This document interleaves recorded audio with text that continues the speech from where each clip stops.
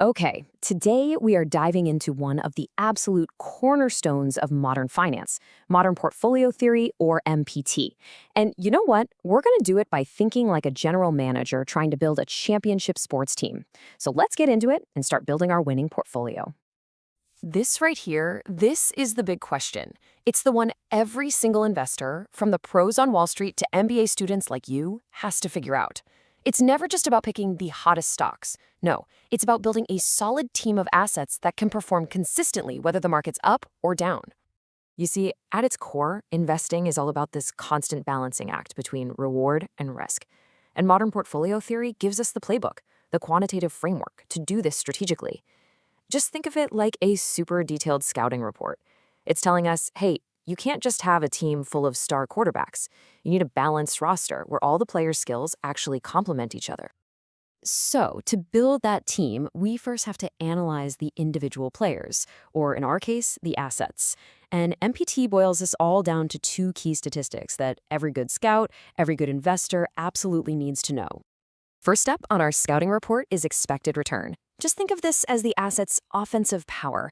It's our best guess at how many points or how much profit this player is going to score for our team.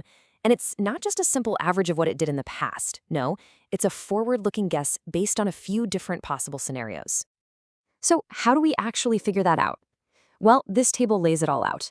We're not just throwing darts at a board here. We're weighting the asset's potential return in different situations, like a strong, neutral, or weak market, by the actual probability of each of those things happening. So if you just follow the math down that last column and add it all up, you get to that expected return of 12%. It's a way more disciplined approach to forecasting. But, high offensive power, it often comes with a catch, and that brings us to our second key metric, standard deviation. This is basically the asset's injury risk, or its inconsistency. It tells us how much the actual returns tend to swing around that expected average. The higher the number, the wilder and more unpredictable the ride is going to be. Think about it this way. A high volatile asset is like that flashy rookie striker, right? They might score a hat trick one game and then be a complete ghost the next. A perfect example is a biotech stock waiting on some big FDA approval. On the flip side, a low volatile asset is your reliable veteran defender. Maybe less exciting, sure, but you know exactly what you're going to get, game in and game out. Think government bonds. So, we've got our player stats, but here's where the real genius of modern portfolio theory kicks in. It's not just about the individual players, it's all about how they play together. This is the secret sauce. This is the team chemistry of your portfolio, and it's called correlation. Now, you're going to hear two terms thrown around, covariance and correlation. Covariance just tells you if two assets tend to move in the same general direction, but correlation is the one we really care about because it standardizes that relationship on this really clean scale from -1 to +1. This lets us compare the team chemistry between any two assets apples to apples. It tells us not just the direction, but the strength of their connection. Okay, so a correlation of +1 means your assets move in perfect lockstep.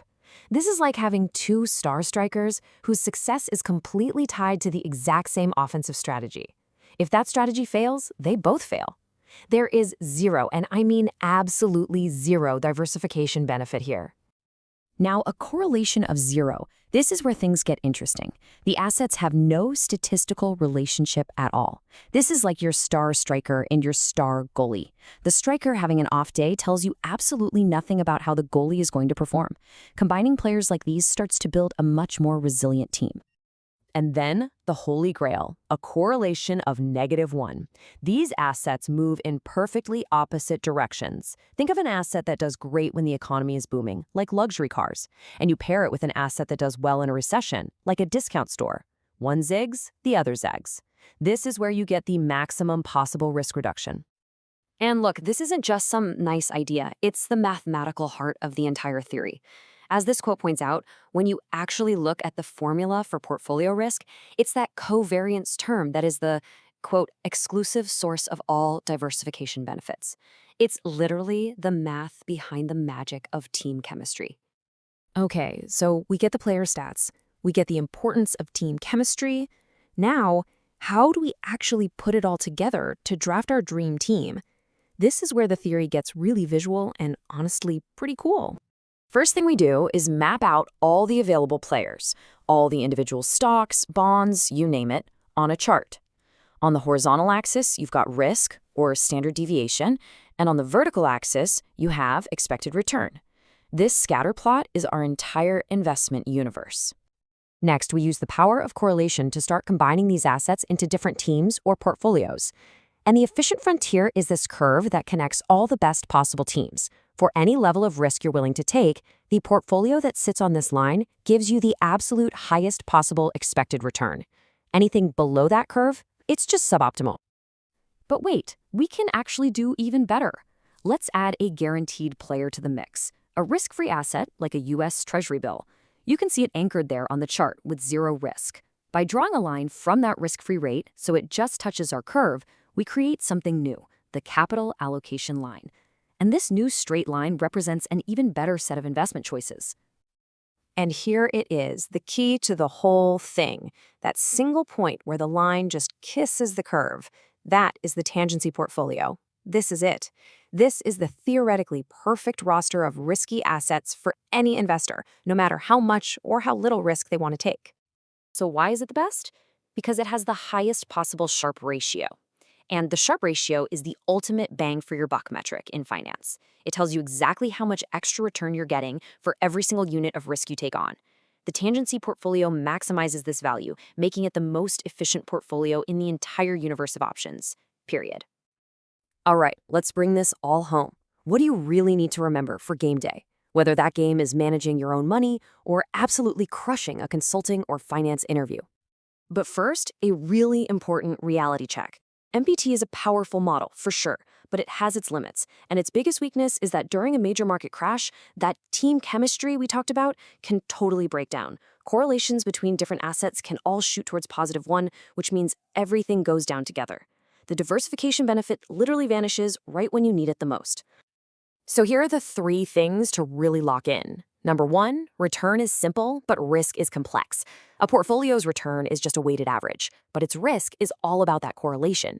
2, because of that, correlation is king. Real diversification comes from owning things that don't move together. And 3, the theory says there's one single optimal portfolio of risky assets for everyone. That's the tangency portfolio. And hey, if you're prepping for an interview, you can pretty much expect these questions. They'll want to know about systematic versus unsystematic risk. That's the risk diversification gets rid of. They'll definitely ask you why covariance is so important, which we just covered. And they will for sure probe you on the assumptions and limitations, like that big one we just talked about. So we'll leave you with this final thought. Modern portfolio theory gives us this beautiful, elegant mathematical framework for building the perfect portfolio, but its output is only ever as good as its inputs.